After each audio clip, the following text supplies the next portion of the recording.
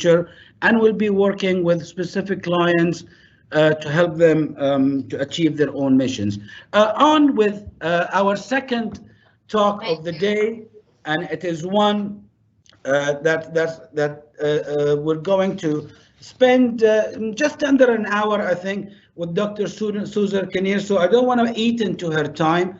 Dr. Susan is the Director of Global Communication at Cardiff University, and the Media School at Cardiff University is one that is well known globally to be one of the top schools in media education. Dr. Susan Kinnear is also the CIPR Chief Examiner, and it's no news to some of you that CIPR is one of the programs that is today and currently offered through the BIBF.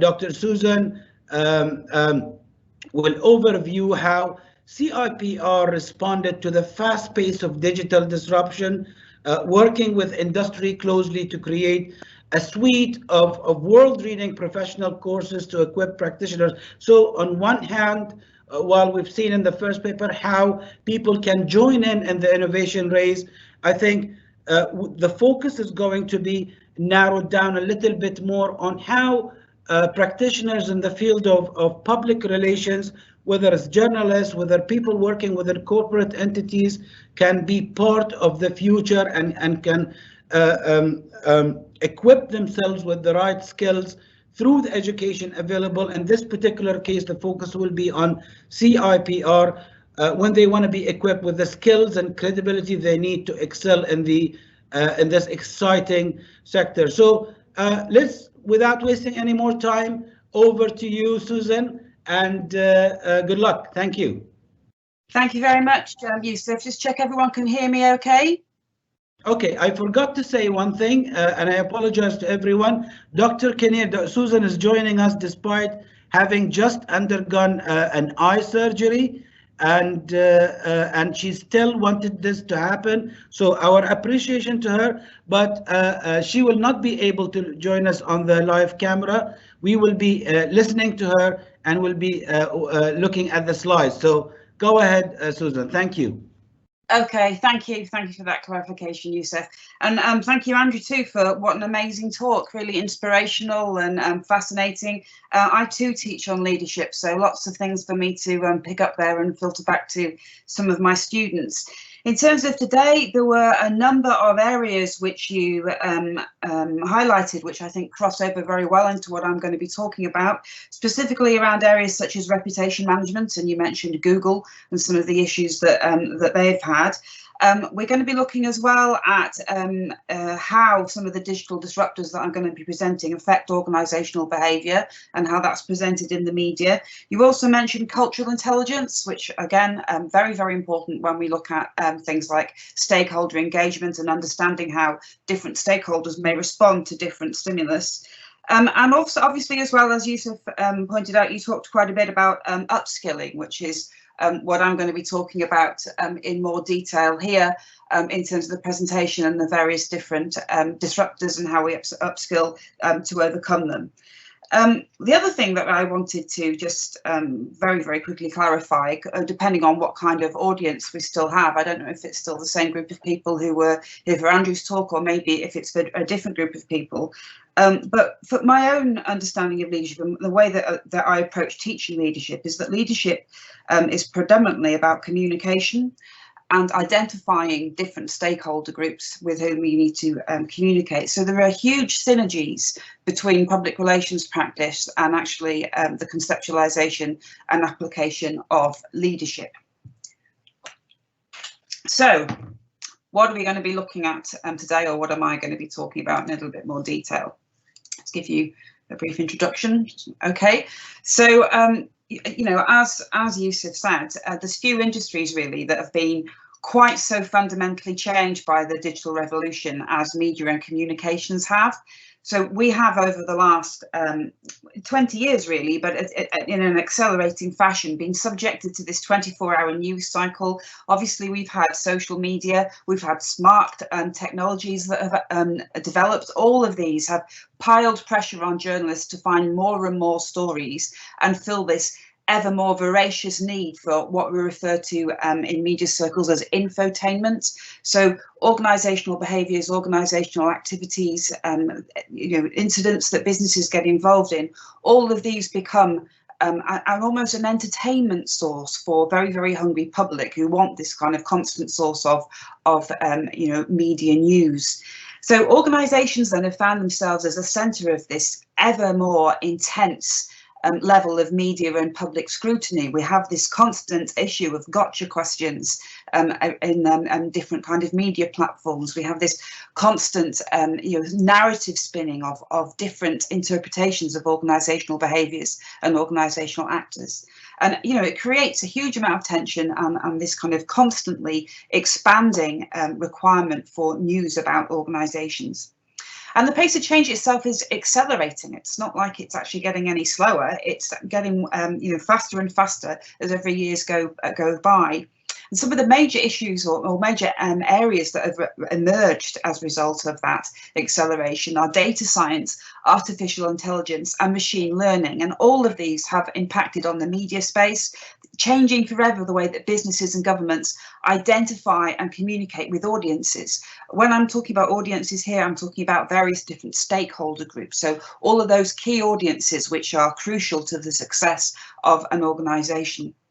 So to prepare for the future challenges that lie ahead, then those wishing to enter or progress in the communications sector must continuously adapt. They must be constantly aware of the emerging pressures and of the continuing issues that they need to be able to deal with. In order to do this, they need to look at constantly upskilling. So we aren't in a world any longer where you can just enter PR as an unqualified new entrant and learn on the job as you work your way through the roles. That really doesn't happen any longer. To keep up to date in the 21st century, both job candidates and practitioners need to be fully conversant with key skills, with emerging trends, with this kind of new area of data-driven PR and data-driven media that challenge the communication sector. Okay, so in order to be effective and in order to future-proof their careers and to engage in ongoing professional development, there's a whole range of different skills and different qualifications which the CIPR have developed to assist them on that journey.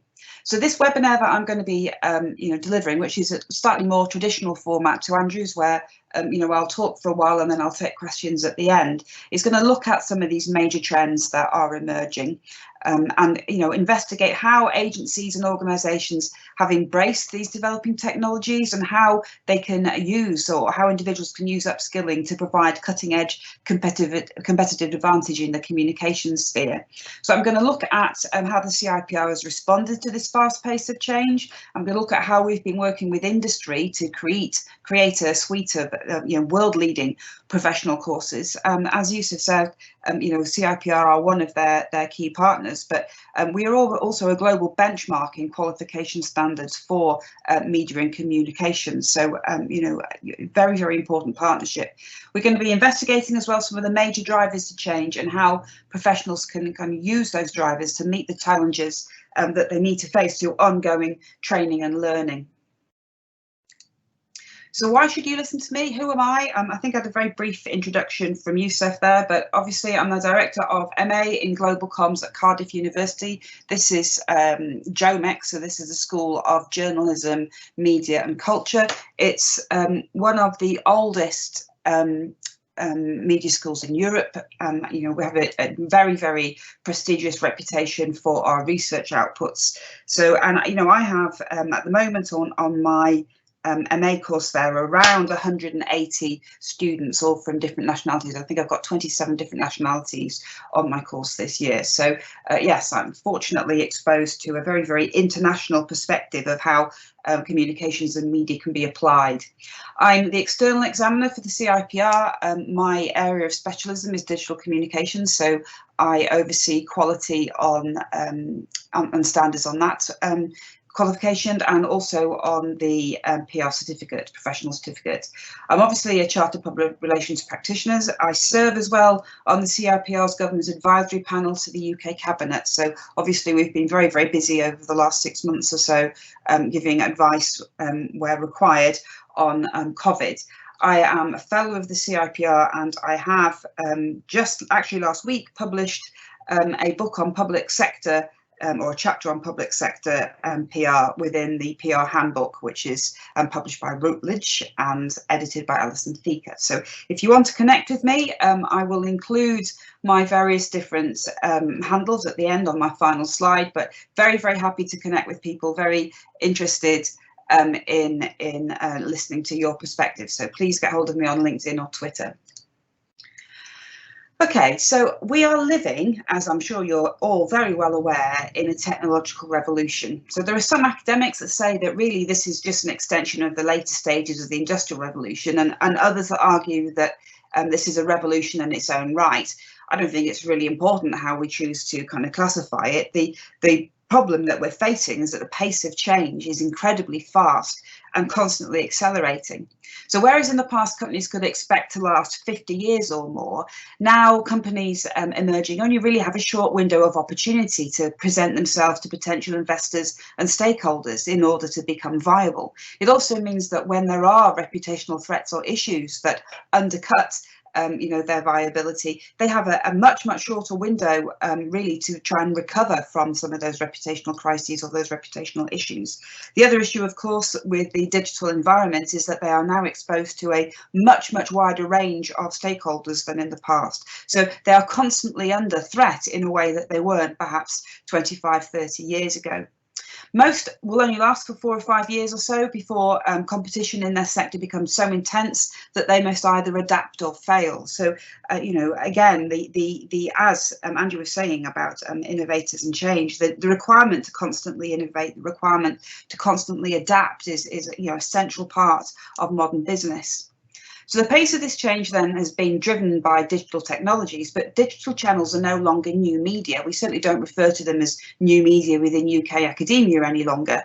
And all public relations practitioners are expected to know and understand how to communicate digitally as part of the suite of tools they utilise to engage with any stakeholders or audiences.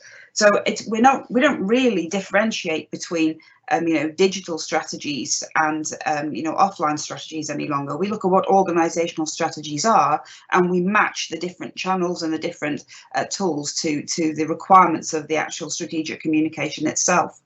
So the working world then no longer really contains digital and non-digital spheres. I mean, clearly there are NGO and charity and third sector organisations where that may be relevant, but even tiny organisations these days, or tiny small family businesses these days, end up really finding that they need to have a family presence, a digital presence. So the online and offline world, or the kind of digital and non-digital spheres, are really one and the same now. If you look at millennials, they don't really make a huge, or later generation Z, they don't really make a huge differentiation between what happens online and offline within their own state of consciousness. This is all one thing to them. So, even those companies who demur from developing an online presence will find that their audiences still discuss them online. So they don't really have the option to not become digitally engaged. The key to devising a digital communication strategy, therefore, lies in how each organisation choose to engage in those conversations. At what level of interaction do they require? What kind of social listening will they engage in? How will they, establish and motivate and interact with the communities within which their stakeholders exist? So, because the conversations themselves are going to take place regardless of an organisation's attempt to suppress them. You're not going to be able to stop your stakeholders having conversations about you digitally any more than will you be able to stop them having those kind of conversations in the street. The difference is the visibility of the conversations. So an effective public relations practitioner is going to be expected to be skilled in understanding how to engage communities in these different types of conversations. They're going to be expected to be skilled in social listening, so finding out where those conversations are happening and making strategic choices on how the organisation should engage with those audiences. In order to devise a digital strategy then, key areas such as digital research and evaluation are key to organisational success, and as such they are areas that the CIPR focus on very, very heavily in their training and in the qualifications that they offer. So among the plethora of digital data now available to organisations, PR practitioners need to be able to identify the key metrics and benchmarks that determine organisational success. In order to do this, practitioners need to understand the theory of public relations evaluation. So there are a whole series of different ways of approaching this, but standard practice now is to differentiate or understand that what might be regarded as traditionally as kind of a digital outcome or something that's a digital achievement. In reality, these days, unless you can demonstrate how that links to outcomes or changes of behaviour in stakeholder groups for the organisation, they're of little value.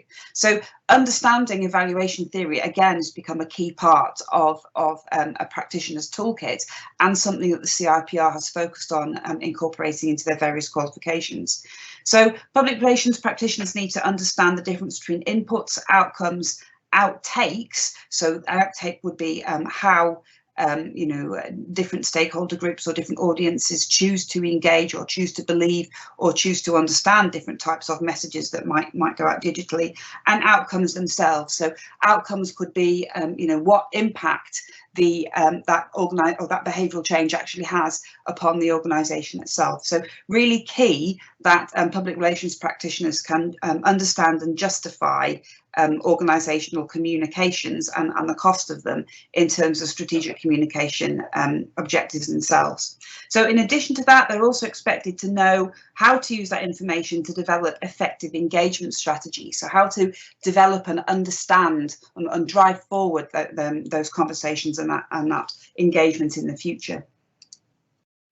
So digital then is no longer the key emerging trend in PR.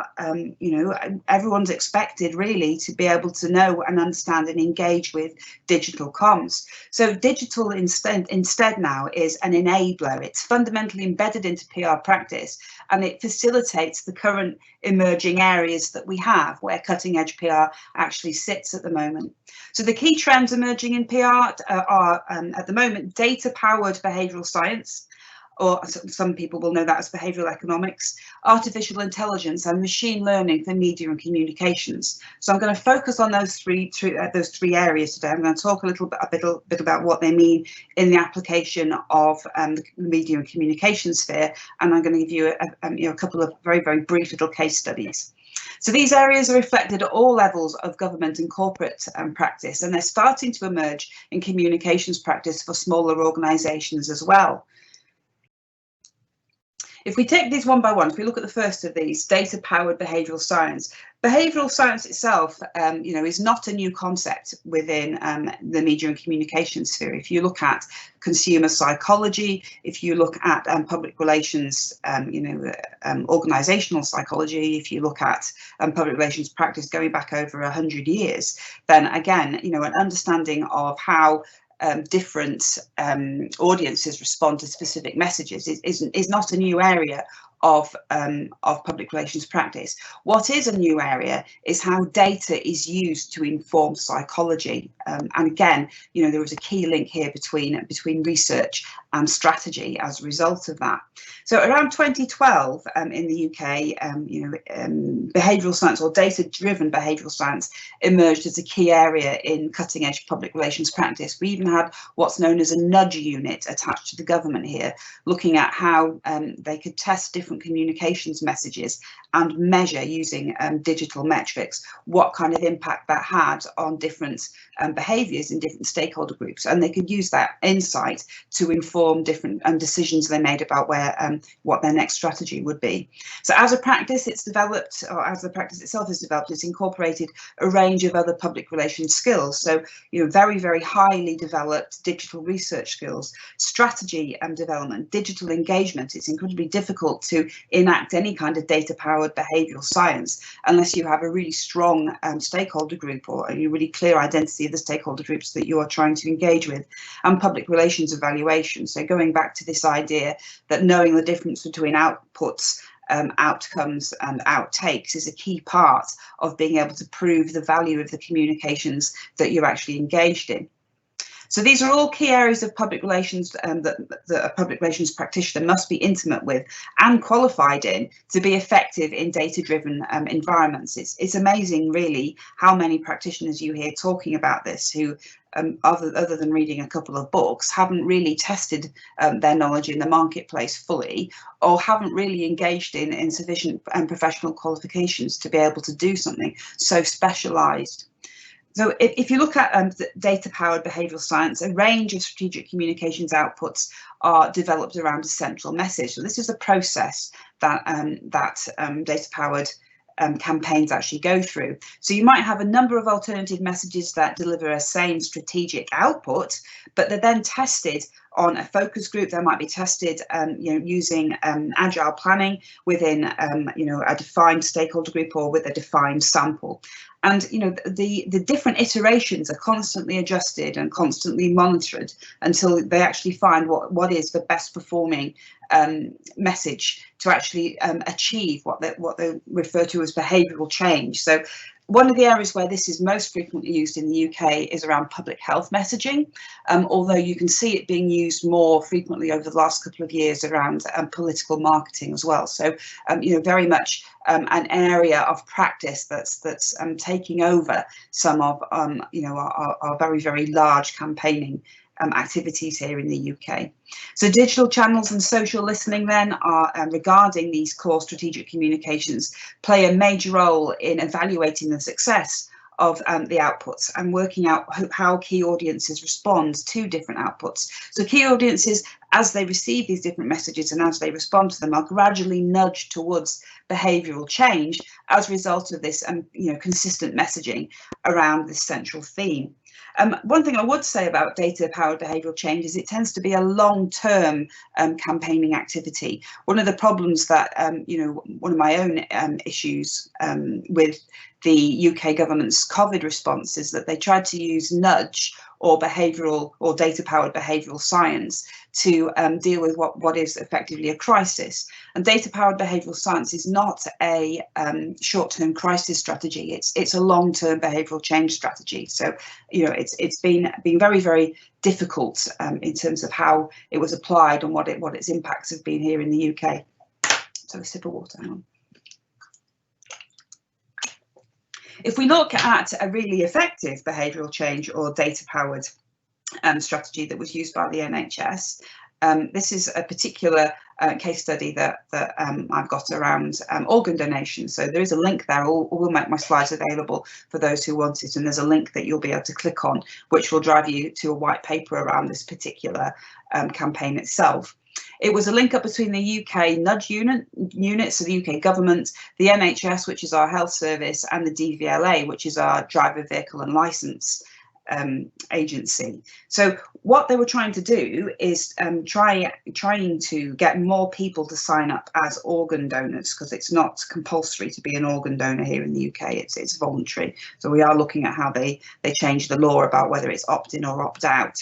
But at this point in time, it's still not compulsory, and you have to opt in rather than opt out. So the nudge unit were trying to look at the points at time, or the contact points between government and their key stakeholders, to or where they could get these messages out about how important it was to sign up as an organ donor.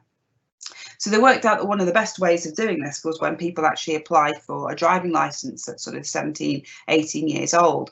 So UK visitors to the government website within this age group were presented with a series of 8 variants of different key messages around signing up for organ donation. So the results of each variant were then tested on a control group, and then again as the iterations of the site itself developed. So they would have a series of messages, and that they would test different variants or different versions until they worked out which ones were getting the best outcomes by tracking where those users went after the DVLA site, and then looking at what the final outcomes would be. So data and social listening of conversations about organ donation online were used to refine messages over time as well, and to stimulate behaviour change among key stakeholders. So one of the other things they were trying to do was create as many conversations as possible between participants in the actual signing up service and their families around their own wishes for organ donation. The best performing message they worked out from these 8 variants drew on ideas of reciprocity and fairness. So they asked people, if you needed an organ transplant, would you have one? And if so, then really you should be considering helping others who might be in the same position in the future. The results were really impressive for this. The best performing message itself, if it was going to be used over a whole year, because this was done over a short time period as a data-driven test, if it was used over a whole year, it would have resulted in approximately 96,000 extra registrations compared to the control group that weren't exposed to the same messages. So, a really, really interesting and really powerful way of using data to drive communications outputs. AI, or artificial intelligence in PR, however, is one of the most important emerging trends in PR. It creates this constant challenge to traditional ways of working and thinking. And again, this is an area of emergent PR that the CIPR takes very seriously, and has had to respond to and try and create training packages around, as well as embedding into various of their qualifications. AI itself is so crucial now to understanding modern media practice. The CIPR has actually set up its own panel to develop ethical practice guidelines for the application of AI. And when you think about ethical practice, you think, well, why is that important? Well, if you think about what the purpose of PR is, the strategic communications function, or the director of communications, is effectively the voice of the stakeholder at the top table of any organisation. So really, it's their role to talk, to be that voice, to represent those stakeholder groups, to be the voice of the public, to try and give direction on how the public might respond to or understand different types of applications or different types of organisational behaviours.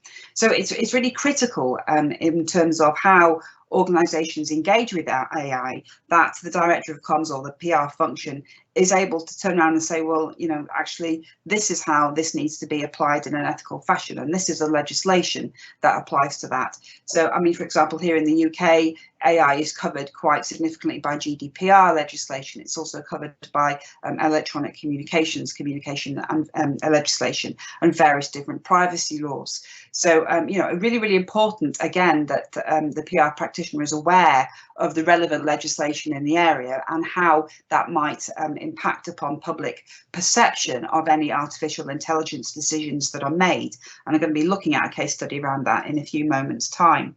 So the AI in PR panel is headed up by Professor Anne Gregory. So she's one of our most prestigious professors of PR here in the UK, and it includes a series of guides on AI in PR practice, and I put a link there as well, which again you can link to download that guide.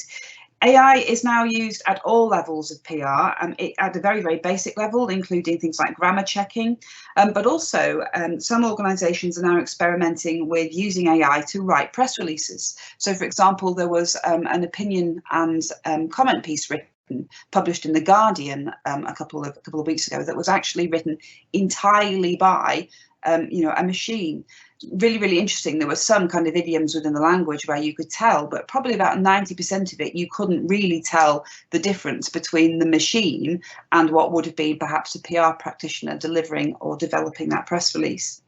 Digital research obviously is a really, really crucial application or use for AI in terms of setting parameters and devising algorithms which might help us to identify specific stakeholders and understand how they may respond to specific kinds of messages or specific strategic comms outputs, and also sentiment analysis, which I'm going to talk a little bit more detail about when we introduce machine learning in a little bit later in the presentation.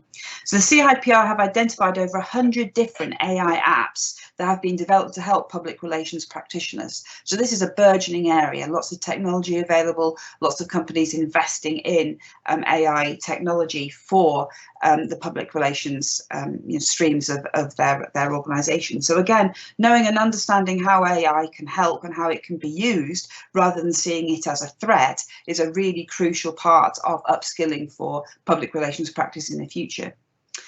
Algorithms then are used to identify specific stakeholder groups and predict how they may respond to a given message. They're also used to predict how specific stories or issues may trend on digital media using data provided by Facebook or specific other data partners.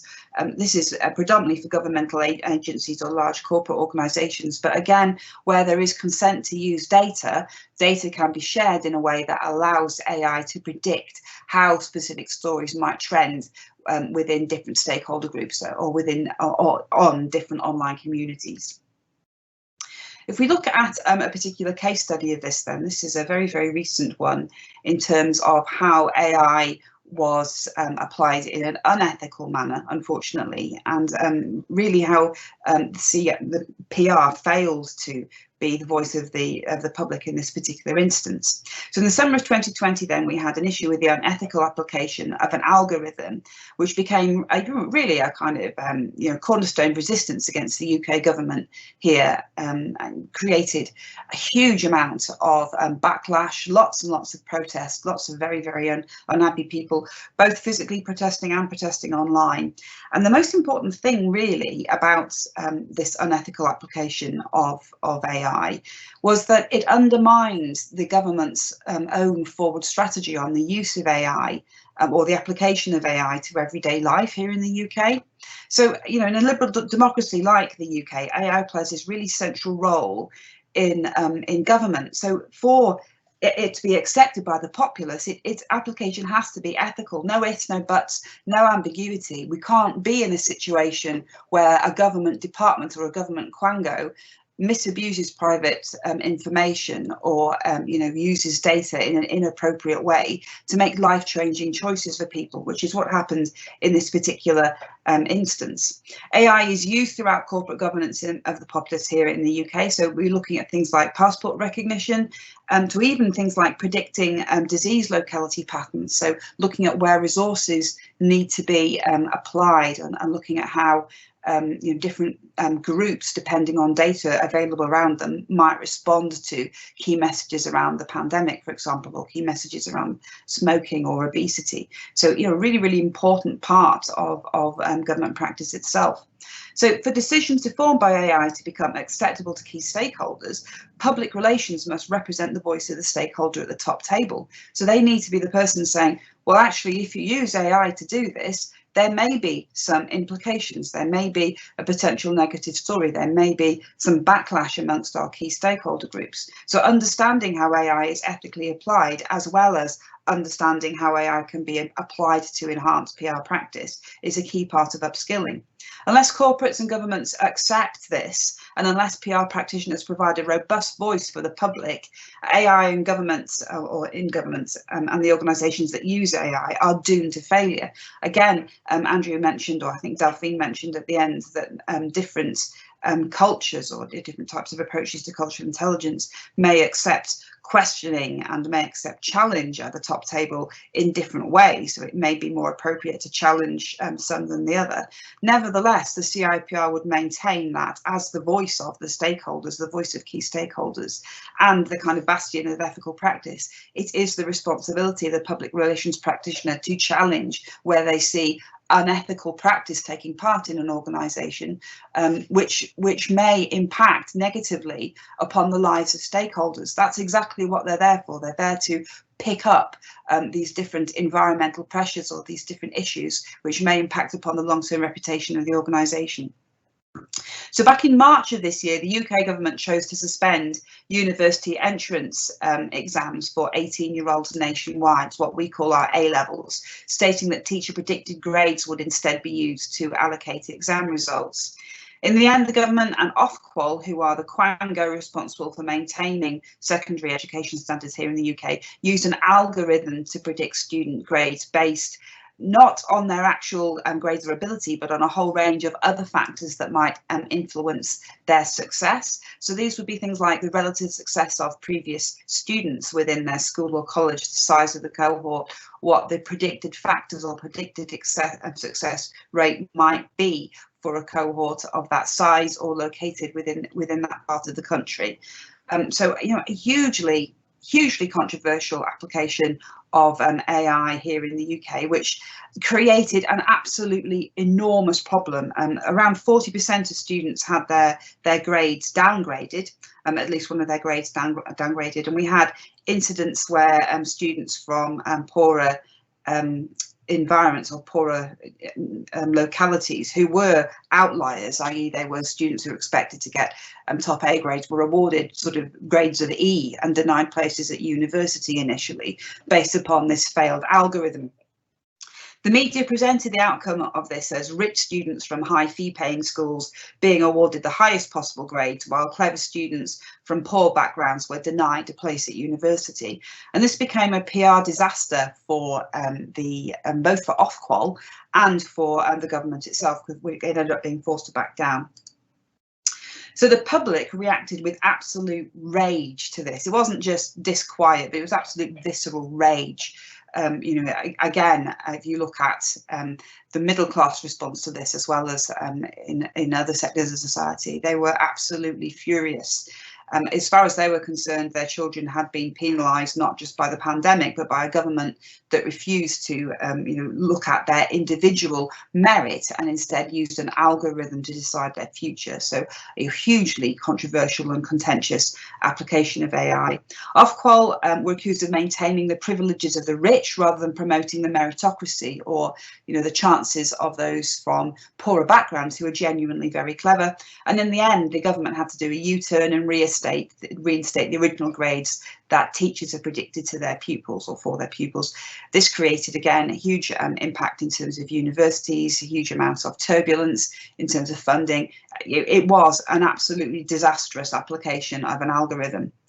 But, and I've blogged on this, and again, you're welcome to look at the link here. This isn't just a failure of government, this particular problem or this particular example. It was a failure of PR, because where was the voice of the Director of Communications at either Ofqual or the UK government's Department of Education in all this? Where was the person representing stakeholders? Where was that professional saying, hang on, this is going to create huge problems for sectors in our society, and they're going to be very, very unhappy about it. So where was the risk assessment being done? Because essentially that's what you know, the application of unethical AI is. It creates huge amounts of organisational risk, and it is the role of the PR practitioner to identify and advise upon likely risks. So why did none of that happen? So for years, the CIPR have been advising directors of communications that they must represent stakeholders in the application of AI for significant public decision making, and yet in these cases, there were no public voice in those decision-making processes, or if they were insufficiently listened to by their seniors. Again, a massive problem that created huge issues for thousands and thousands of families in the UK. So, you know, very, very welcome to read my blog post on that if you are interested. But in future, one of the things that I've been arguing, and again, this is taken from the CIPR's own guides in terms of educating about, or educating future PR practitioners about AI. All AI application must focus on ethical enactment before all other priorities. So what happens ethically must go before what profit. It must go before you know, ease of use. It must go before ease of applicability, because if you act in an unethical fashion, the risk to your reputation, particularly in an incident like this, is absolutely enormous. And the risk to your stakeholders, the personal tragedies that are enacted upon your stakeholders, and we're still seeing ripples of this in the press even now, are absolutely enormous. So in order to facilitate this, then the CIPR focuses on professionalism. Just check on time. Oh gosh, yes. Professionalism and ethics is a key pillar of all CIPR education. So all future education, therefore, needs to ensure that they incorporate appropriate digital data pedagogies. These need to be recognised pedagogies in terms of how algorithms are put together. Define the intersection of PR and AI and explore the potential pitfalls. They need to identify the unethical issues that may arise underpinned by public relations principles, use decision-making trees to scenario plan, and help students to make better informed ethical decisions. Are we all right, Yusuf? We okay for time? Oh, I can't hear you. I can see your face, but I can't hear you. Not to worry, I'll just plow on. Okay, right. I'm on now. We're all right, we're all right. Very, very interesting. I think that's going well, and I'm seeing a few people starting to interact there. I'll leave it to you. I think you have access to those questions, so you can continue there. Yeah, okay. I've got about 15 minutes left, so sure. That's fine. Go ahead. My last example then is on machine learning. So machine learning then, when used appropriately, and when it accesses or utilises good data science, appropriate social listening, in public relations, and the insightful use of behavioural economics, can lead to enhanced machine learning. It can lead to better social listening outcomes. It can lead to better media monitoring. So in PR settings, then, this means that things like attribution algorithms that can be used to predict how individual stories may be amplified. I mentioned how you can use AI maybe to track how stories develop through Facebook, but when you use machine learning and you add sentiment analysis to that, you can actually add an additional dimension, because you can look at the amplification processes, and these can be tracked worldwide. They can not just within Facebook itself, these can be tracked worldwide over multiple platforms. So that then has a direct impact on things like SEO strategies, because if you know that certain stories are likely to pick up or be able to create amplification, obviously that's what you're going to focus on in terms of your SEO.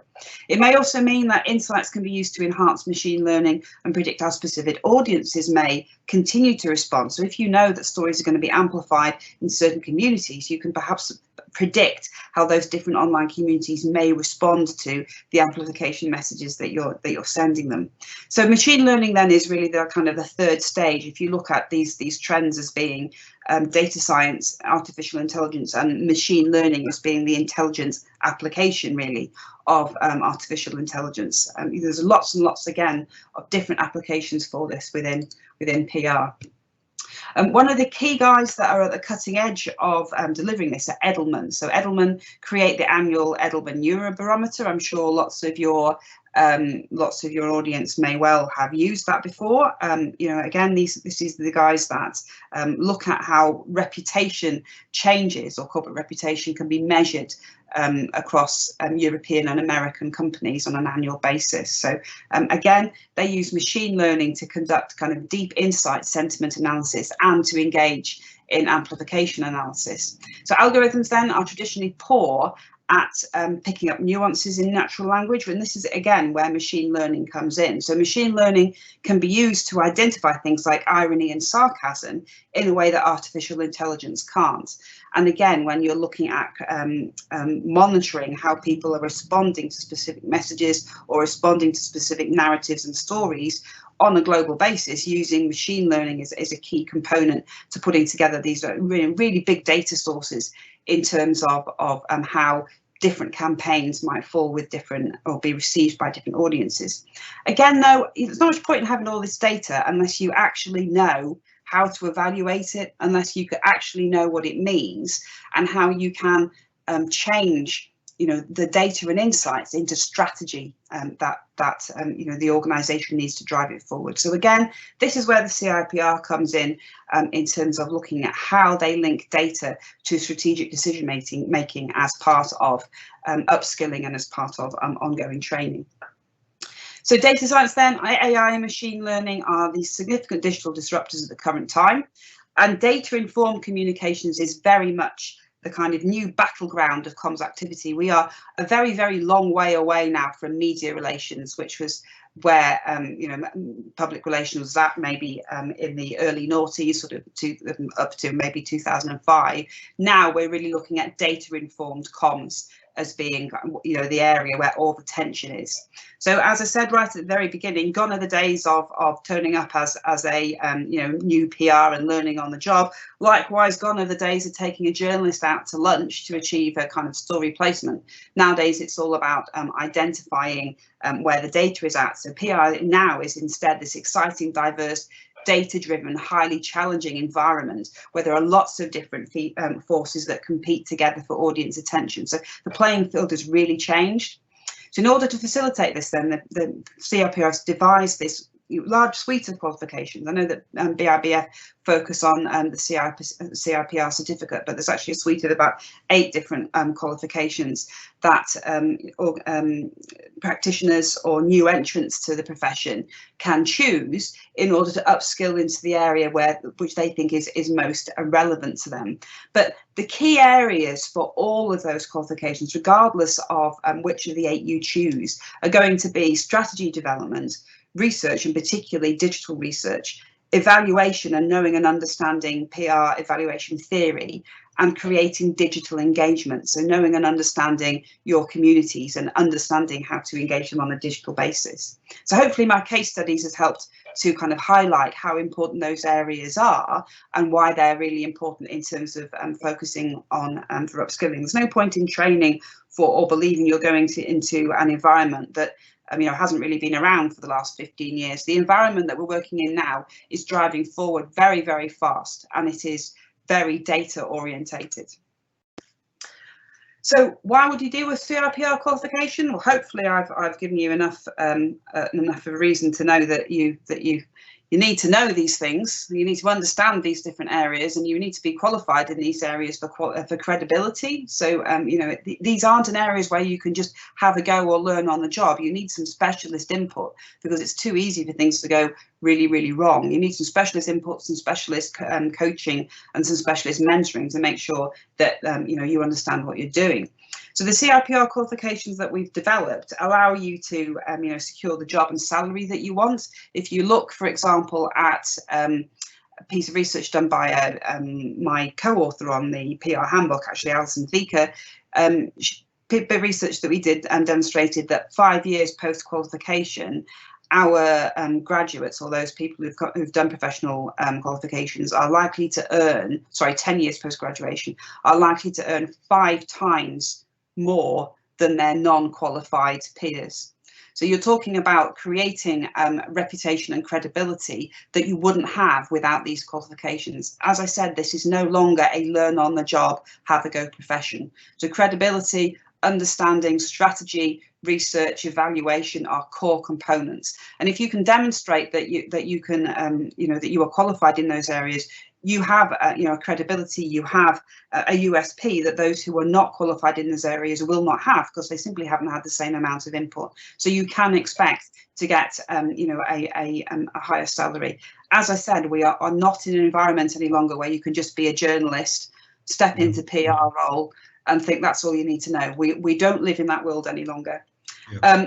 CIPR qualifications give you global recognition. Well, as I said, they will transform your work, they'll make you more effective, help you become more confident, and as the BIBF deliver, they allow you to study flexibly around work and home. So I've got a couple of slides which go through what the professional PR certificate is, but I think I'll leave them if I've got questions, because people can go back and have a look at the website, can't they, and see what the syllabus for the professional PR certificate is. Is that okay with you, Yusuf? Shall I do that? Fantastic. I think that's been very informative, and like I said before this, we're really looking at the tools that professionals in the field, specifically in the field of PR, have to make sure that they're prepared for future challenges. And like you said, Susan, it's no longer, I think, people who enter the field by luck or just because they're good speakers on the podium or solid journalists. Those days are over. PR has become a highly demanding sort of field, and if you want to keep up with the new demands, if you want to keep up with the changes and the requirements of the 21st century, then you really need to possess and have those skills and need and tools that will make you effective. And I think CIPR qualifications can go a long way to quote your word, to future proof you, Susan, against changes in the career, and to make sure that development is something that happens on an ongoing basis. Thank you very much for that, Susan. I think there are maybe 2 or 3 questions were asked, if you allow me to throw them at you. Yeah. The first one was from Faiza, and she seems to be touching on how you ensure, that by use of data-driven PR, how you ensure that basically ethical aspects are looked after and that they're not violated. What's your say on that? Yes, absolutely. That is a major issue. If you look at the link up between data and consumer psychology and behavioural economics, there is a very, very obvious way that you can use data and machine learning to push people in directions that maybe, the organisation might want them to go in, but they don't necessarily want to go in themselves. And there is, Faisal's absolutely right, there is, an issue in terms of what constitutes behavioural economics and what constitutes direct manipulation. And with the CIPR stance on this, if you look, we have a code of conduct which talks very specifically about how we engage with professional ethics and how we, utilise data and information about people in the types of campaigns that we run. So you'll see quite a lot. One of the reasons that data perhaps has emerged more within public health than it is perhaps within areas like advertising is it's easier to make a moral case for behavioural manipulation when you are looking at the general good of the public. It becomes, really quite difficult to justify when you're looking perhaps at marketing communications types activities. So the CIPR deals with this through its really tight code of conduct. And of course, we have a professional ethics and professional standards committee, whereby if we find practitioners are manipulating data in such a way that's unethical, or are manipulating people's behaviour through data science in a way that's unethical, they can be ejected from the CIPR by the Behavioural and Ethics Committee. Fantastic. I think another one from an unnamed person, it says, data can often look good on paper, but may often not mean much to the organization in terms of drawing conclusions, or how it's phrased. How do you ensure the matrix in place are meaningful and actionable? What a great question. That comes straight back to the PRE, or the public relations evaluation theories that I was talking about. Again, alongside the CIPR, we work very, very closely with an organisation called AMEC. Most of our CIPR members will also be AMEC members, and you'll see within the PR certificate where you are taught evaluation or metrics and evaluation in Unit 3 using the AMEC principles, which are known as the Barcelona principles. So there are 7 specific approaches towards looking at metrics which do exactly what the question there is talking about. It's really easy to look at Google or look at Facebook, and you've got this kind of analytics data which, it's thousands and thousands and thousands of data sets which don't necessarily mean anything to you. But if you actually set up a campaign from the outset, or strategic communications plan from the outset using AMEC principles, you'll be able to devise and develop objectives which identify specific different metrics which are important for you. So again, one of the things that I teach is, what does success look like for your organization? Because in reality, unless you might get 50,000 Facebook likes, but not one single sale. So, how do you actually translate your communications into success for your organization? So this is something that we do through public relations evaluation theory and by implementing AMEC and the Barcelona principles. So it's something that we look at very, very closely on Unit 3 of the PR certificate. Fantastic.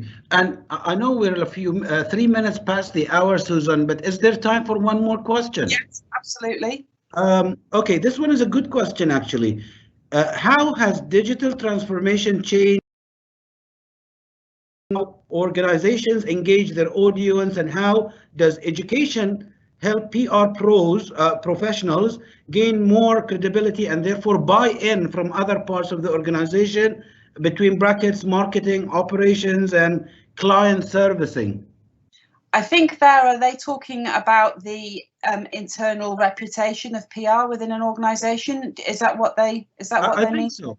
I think so. It's how I think what I understand from the question is how do PR strengthen their position, and enforce their mandate in collaboration with other parts of the organization. But collaboration, I think, only comes if they instill credibility. From experience, Susan, I have seen that often people who were not professionally qualified in PR have in the past struggled to gain credibility and trust from other areas of the organization, and they often ended up working in an isolated manner, making sure that their focus is outward, but with not much going on in terms of the dynamics within, with other areas of the organization. I'm making this more confusing.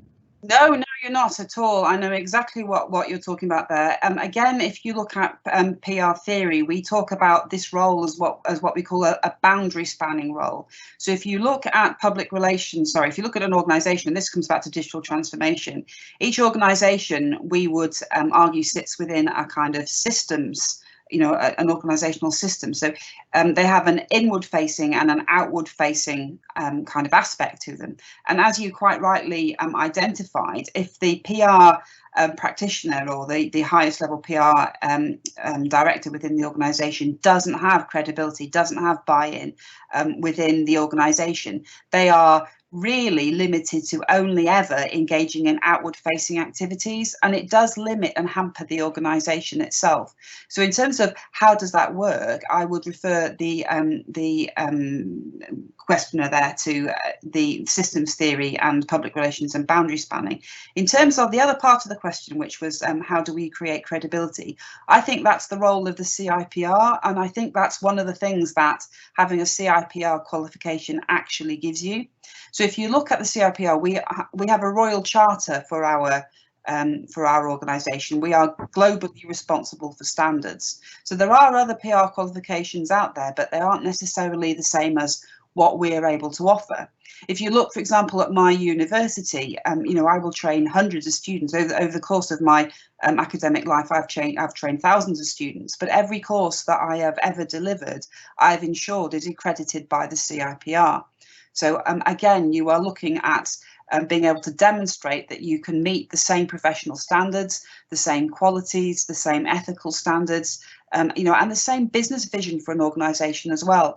So I would expect those within marketing, ops and HR who all have to go off and do professional qualifications. Look at the qualifications accountants have to do, for heaven's sake. If you look at all these people that operate in a professional environment, they would expect anybody working in strategic communications to be equally qualified and with equal credibility to themselves. And I think that's what a CIPR qualification gives you, that perhaps learning on the job simply doesn't give you.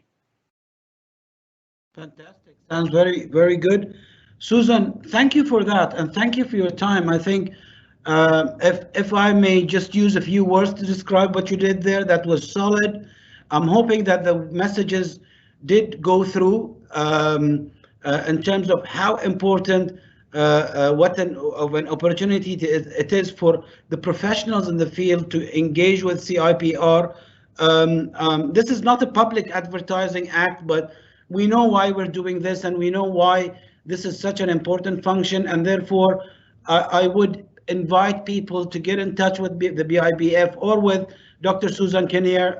She's shared her contacts with you there.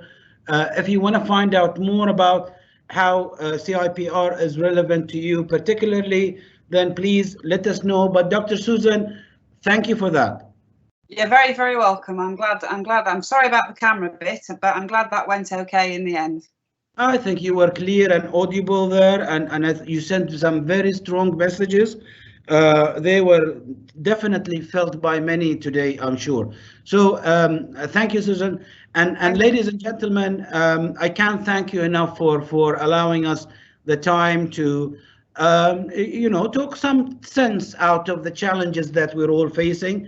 And therefore, I think this wouldn't have been what it is without you participating. We hope we can continuously do better. We'll come back soon with more talks. But if you have any questions, you have all of our media channels to get through. We'll be more than happy to get back to you. I hope you found the two talks useful today. We really appreciate your attendance, and we wish you a great day. See you soon. Thank you very much.